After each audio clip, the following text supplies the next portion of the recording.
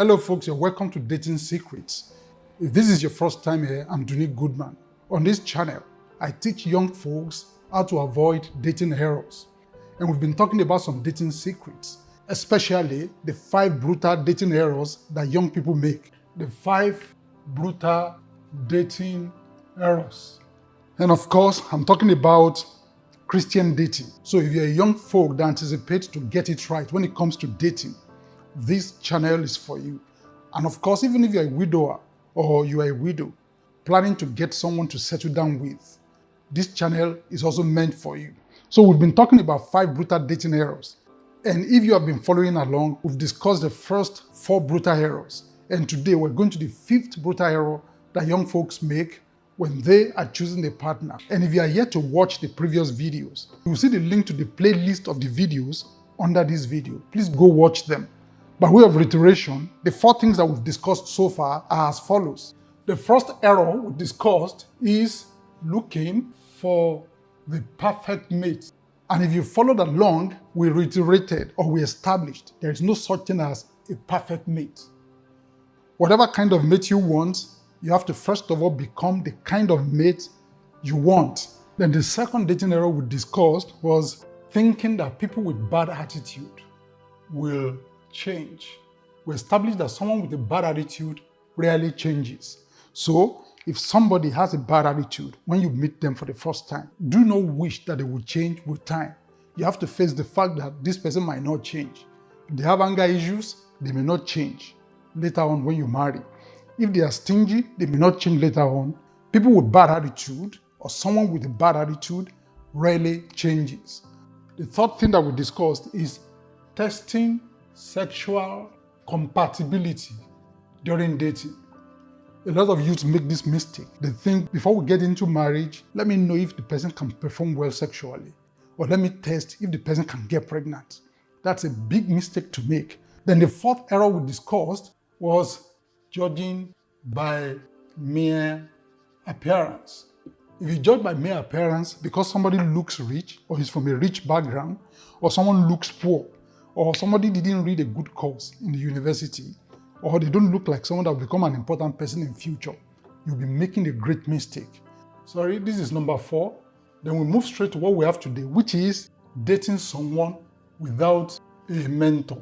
So I want us to observe this last error because it's one of the major errors that people make. When you meet someone that has no mentor, please don't go there. And what do I mean by a mentor? A mentor is someone that you can report them to anytime, and they are afraid of this person or they respect this person. And we're going to examine the kind of people that cannot be someone's mentor. If they mention to you that their friend is their mentor, never go there. Your friend cannot be your mentor. I can meet a lady and her close friend is her mentor. Her close friend won't be able to tell her things that she wouldn't want to hear. So your mentor must be someone that you revere, that you have reference for. Someone that can tell you the truth, whether you like it or not. Someone that can scold you and correct you.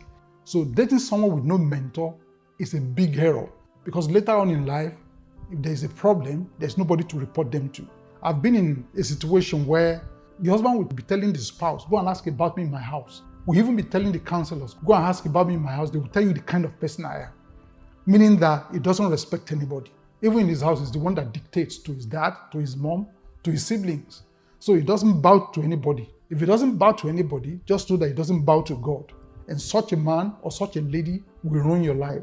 I was told that one time, some elderly people gathered to settle a case, a rift between a husband and a wife. And in trying to discuss with them, they stayed there till midnight and the lady didn't budge. The lady kept telling them, go and ask about me in our place. We do not beg anybody. That we do not bend for anybody. We don't beg anybody. So she didn't even have any regard for people that gathered around to settle the rift. In fact, the elderly people just stood up and they said they were going to sleep. Nobody could settle the rift between them. Never go out on a date with someone when you detect that they do not bow for anybody. There's nobody that you want to report them to and they wouldn't want it to happen. It means that they have no regard for anyone. So if they keep saying that the only person they have regard for is God, know that it's a lie. If they don't have regard for man that you can see, they have no regard for God. So dating someone with no mentor. Never date someone who has no mentor, no one who can speak truth into their life. If no one can correct them now, nothing will stop them from doing whatever they want once you are married. In fact, there was a man that we went to the university together. We used to think he was a good Christian, but later we heard that he used to beat his wife. And the funny thing is, he's a pastor, and he didn't leave the pastoral line. He still kept pastoring. Yet he was beating this lady until the lady ran out of the house. So the lady went to rent a house on her own. But you know what happened? This young man just took another lady from the street and started sleeping with her. And the lady already has children for him. And the funny thing is, he still did not leave pastoring. He still kept preaching. You can imagine that. Many people have gone to meet this guy to talk to him. He wouldn't budge. He didn't listen to anyone. If they don't have any mentor that they listen to, just know that they have no regard for God. Such people will tell you that they hear from God, but it's a lie. They don't hear from God because your attitude to men is a reflection of your attitude to God. Accountability before marriage is a sign of character, not weakness. So if you're accountable to a group of people or accountable to a mentor that you respect, it shows that you're a person of character. I have people that my wife can report me to. And if she ever reports me to any of them, they can call me for accountability at any time because they are people I respect. They can tell me that way you are going, refrain from it, turn back, and I will quickly turn back. Why? Because they're my mentors. They are people I respect. Many people do not have such people in their lives.